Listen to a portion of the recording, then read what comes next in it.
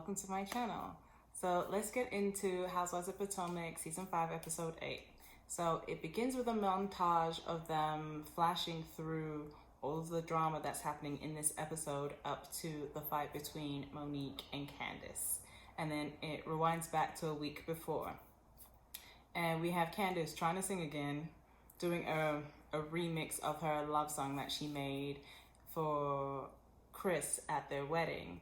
And apparently he loves the song. He shared it with all these people, and here she is making this remix, and she's really happy. She's in this great environment.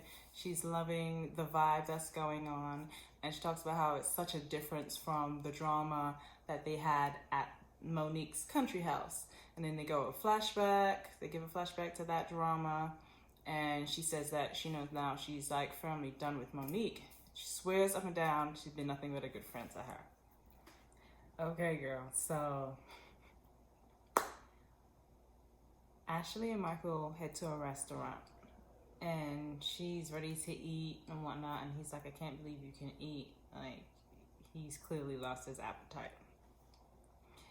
So we see in Ashley's confessional, she explains that she gets a text from Monique and then from Robin with the same article. And in the article, she sees this picture and she says, I know those underwear.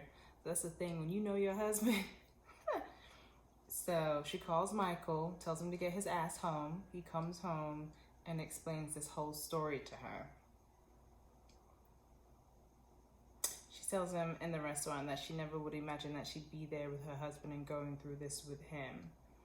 And he says he agrees. He apologizes to her and says that he didn't want to tell her while she was with the women on the trip, so he was hoping it wouldn't come out before he got a chance to tell her when she got home. So back in the confessional, Ashley explains to us that he went to a strip club and he met these women at the strip club. Those women went with him and his friends to the MGM. At the MGM, one of the women asked him if he wants to go back to a hotel. So on the way to the hotel, they're kissing in the cab. Now, here Michael claims that when they got to the room, he was so drunk, he passed out, and when he woke up, she was next to him. So apparently he got up to check his time on his phone or watch or what have you, and that's when she took the picture. And then sent it to the blogs. She asked Michael if what Candiace had received in a text about him saying he had a girlfriend and a wife, if that was a true statement. He claims it's false.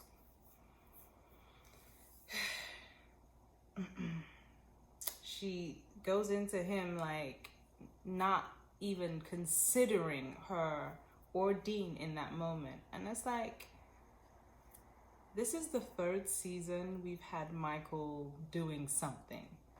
And he clearly don't give a damn about how you feel at all. Because even if those things that happened before weren't true, why would you then do this? Like, wouldn't you be on your P's and Q's? He don't care. He don't give two damns about Miss Ashley, and Ashley don't care either. And I'm tired of her pretending like she does. She doesn't. Girl, get your bag. That's what you want. It's whatever. So she says, on the other hand, the thing is they have had a non-traditional relationship, whereas she liked a woman and that woman also liked her, and I guess they had brought her into their bedroom. And she says, like, what happens if I don't want to do that anymore? And he's like, then we won't. And she's saying, now, I'm telling you now, I don't want to do that anymore. And he's like, okay, cool, then it's done. Like, the fun is over. Then he says that he was missing the intimacy in their relationship. And so that's why he went looking for that stripper, to find the intimacy that he was missing with his wife. I mean, the amount of trash that's coming out of his mouth, like, boy, Ashley. She gives him the opportunity right there and then to end the relationship if that's what he wants, and he says he doesn't want that because there's too much at stake. And she's like, we're not staying together for Dean. So, like, if we're staying together, it's because we want to stay together, right? So she tells him if she finds out anything else after this, then their relationship is going to be a catastrophe. So then at that point, he wants to cut off the cameras. The producer comes over and he's like, yo, like I've just told my wife something that has changed our relationship forever. Like, and with all the things I've been accused of, like, we've always told the truth. Don't believe a word you say, sir. And he's like, isn't that enough? Like, it's enough now. And Ashley then proclaims that she didn't want to ever tell their personal business on camera. Well, here you go, boo. This is the situation your husband put you in. Monique has gotten this cute little office space away from home so she can actually get some work done away from her kids. She's already invested $80,000 into Not for Lazy Moms, and they had an amazing momentum going back at the time she was pregnant, and then she had to take some time off. So she's going to need to use some more money to get the momentum going again. So she's going to meet with an accountant, and her employer is scared that Chris is going to be there. She don't really want him to know how much money she's been spending and whatnot. But you know, Monique's like, yeah, he knows what's going on, kind of, sort of, not really. So apparently at this event that she's doing, Karen and Ray are going to be guests, as they've been married for many years, and she wants their perspective. And she also has Candiace and Chris as their newlyweds, and wanted to give their perspective also, but she's nervous that Candiace won't come now because she's upset and they haven't been getting along, but she hopes that Candiace will show up. And I don't even know why she would think that, because the way they had left off, I don't see why Candiace still would come and do that. I wouldn't. I would have been done with her too. But that's just me. And I love Monique, but I was not putting myself in a position with somebody who I felt we were in such a bad place with. Giselle is furniture shopping. She's excited that she's breaking ground on the west wing of her house and claims that she has great decor style. She doesn't have a great fashion sense, so maybe, no, child, I'm sure that doesn't translate to her house. So Robin comes and joins her at the store, and they do their little catch up. She congratulates her on winning her literary award, and then tells her what she missed at the house at the end about Monique getting upset and calling Candiace selfish, about the conversation they had in private with Ashley about her husband. And Giselle says, you know, I think that telling Ashley about her allegedly cheating husband is more important than some marshmallows. So they ask if the article had gone out, if they found out about it at the house. Assumingly not, but Charisse and Robin had been discussing it and she hadn't seen it yet. So Robin goes to send it to Charisse and accidentally sends it to Ashley. So she screwed up, but she figured that she would just cover it up by sending her a text, like saying, what do you want us to do? Giselle says she feels really bad for Ashley because she got 40 DMs about it, so Ashley must have gotten over 100. Giselle decides to do a wine tasting in honor of herself and thinks that ain't nobody gonna act up at a wine tasting. But little does she know. Wendy and her husband Eddie take their cute little boy to karate class for the first time, and he calls it Power Ranger training. It's so cute. It's so cute to see them there for him. She's struggling with the fact that her maternity leave is over, and she's had such a great time with her husband and the kids, and she's loving focusing on her political commentary, and she doesn't know if she could do both jobs anymore. So she sees the teacher with her son, and he keeps tapping him in a way, and she gets like such a she want to fight the man. She wants to fight him. Like, she has that mama bear thing come over her, and it's like, don't let your boy be soft. He can handle it. Like, give him his space to grow. Her husband has gone back to work, and he's also missing that family time that he's built, which means he had paternity leave, which is awesome. I didn't really know that that was a thing that was really happening. It seems like he had a good amount of time off as well to be able to spend time with his family and the new baby.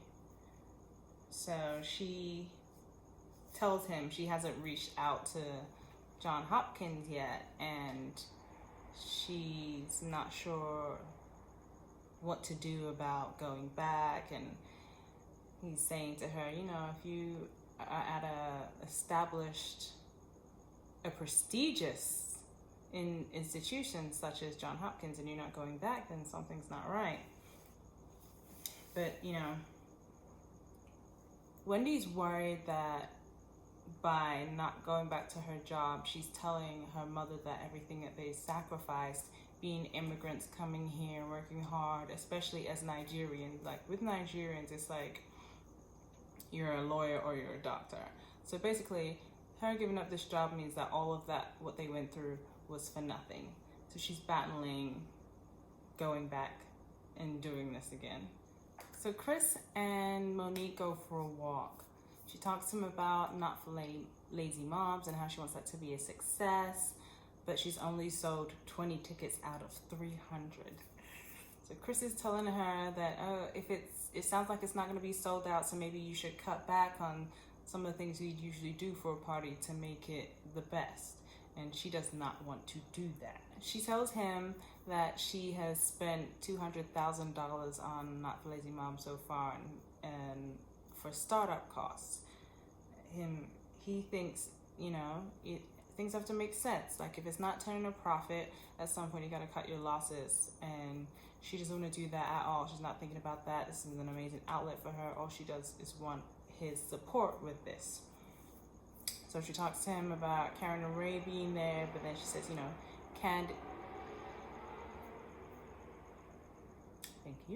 that Candiace and Chris, well, Candiace texted her and canceled and said she didn't want to be a part of the event anymore.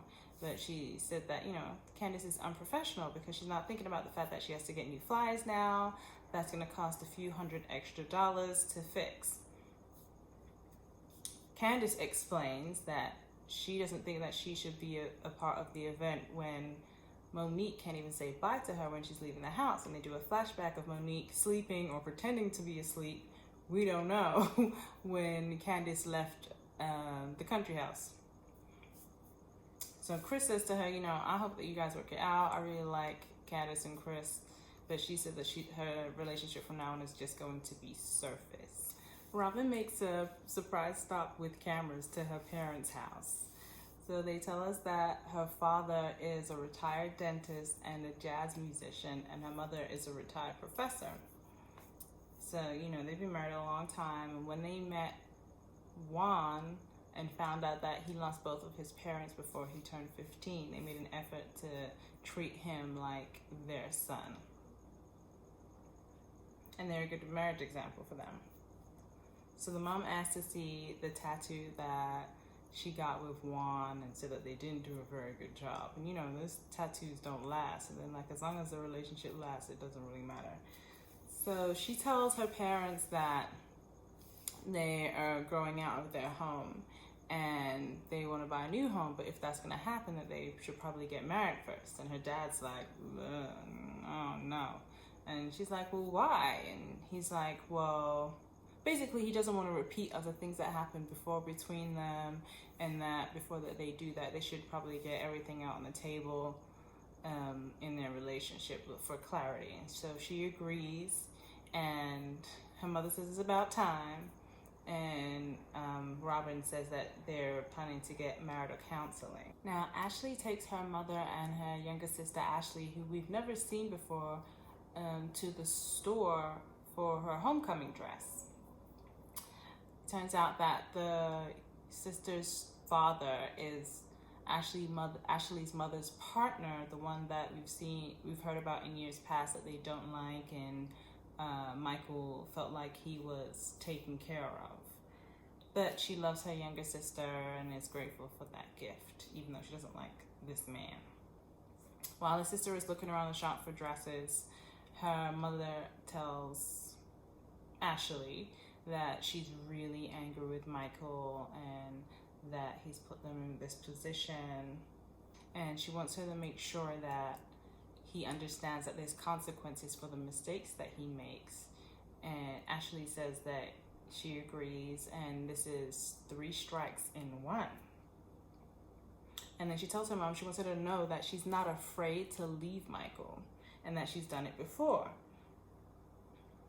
And her mother says, you know, he needs to stop falling back on the mistakes he's made, which, you know, reiterates that he's made other mistakes, even though Ashley tries to act like he hasn't. And it's just very interesting to me. Ashley presents herself as extremely strong, like she knows how to put her face on for the camera and make herself look good. And I think a part of that is to do with the fact that she has shitted on other people's relationships so much. And now she's really seeing that you can't choose how somebody should behave. Okay, let's get into this party scene. This is the last part of the show. It took up like the last 12 minutes of the show, so a lot happened. So the ladies meet at this cute barn for the wine tasting. It was such a cute little situation going on. Candiace comes in singing an off note. You know, every time that girl sings, it gets on my nerves. I wish she would stop. But she doesn't acknowledge Monique at all because that's not her friend. Karen says Giselle can't host for shit. And she wished that she would have Skyped her to the event, so at least she could have saved her gas. Karen comes with them reads. I love me some Miss Karen. Karen is everything. Ashley comes in. She's all excited. And she talks about conceiving while breastfeeding is like rare. And everyone looks at her like she has 2 heads. Like, ma'am, conceiving? So is everything okay with your husband, even though he's all over the blogs? So she announces that Michael told her everything that happened. And so everyone starts losing it. They're all trying to ask her questions at the same time. And Wendy's the pick-me bitch. And so she tells them the whole breakdown of the situation of what happened as per Michael. And that he didn't sleep with this young woman. And no, nobody believed that. Monique comes with the breakdown of by the time she texted Ashley, it had been on the blogs for 7 hours. So is it that he already knew and was prepared to then tell her? It was like waiting to see what would happen? Or is it a thing of he was waiting for the blogs to come out to see how much would come out and then he could sculpt his story around what the chick had said in the blogs? And she actually had not even thought about that.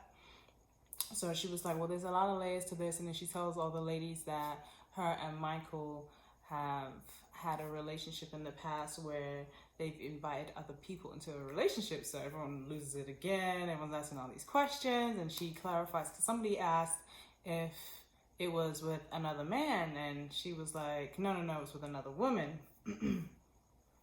But in Karen's confessional, she's like, come on now, we'd all put 2 and 2 together. Like, if you cool with it, basically, if you like it, I love it. That's what we all saying watching her ass.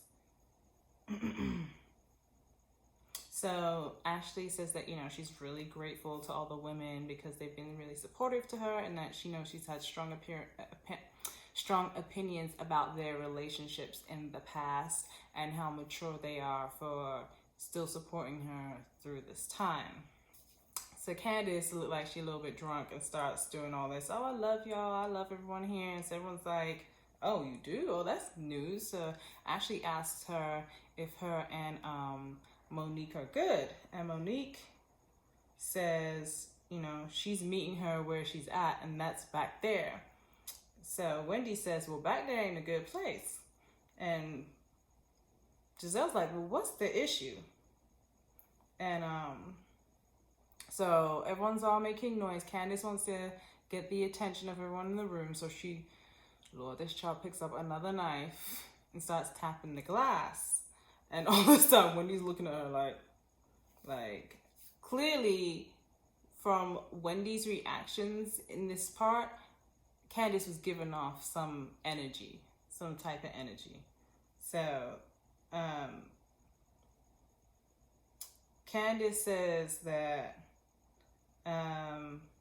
she loves Monique even when she pretends that she's asleep. And Monique's like, what are you talking about? I'm confused. I'm always woke, this, that, and the other. But then they do a flashback to the house when she said goodbye and Monique was sleeping or pretending to be sleeping. I don't know. So Robin says to her, yo, at your lake house.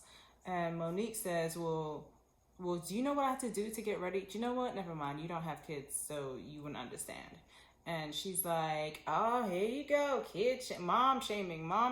And Monique's like, how can I mom shame when you don't have no kids? Like, that don't make no sense. So Wendy at this point tries to take the glass from Candiace's hand, but she's like, no, I'm drinking my drink. So I guess she thinks, to me it looked like she thought that she was going to try to throw the drink at Monique. They both start yelling over each other about their dismal friendship and what one is not doing, what the other one does do, and how so-and-so never said this and that to them and so forth, but to different people.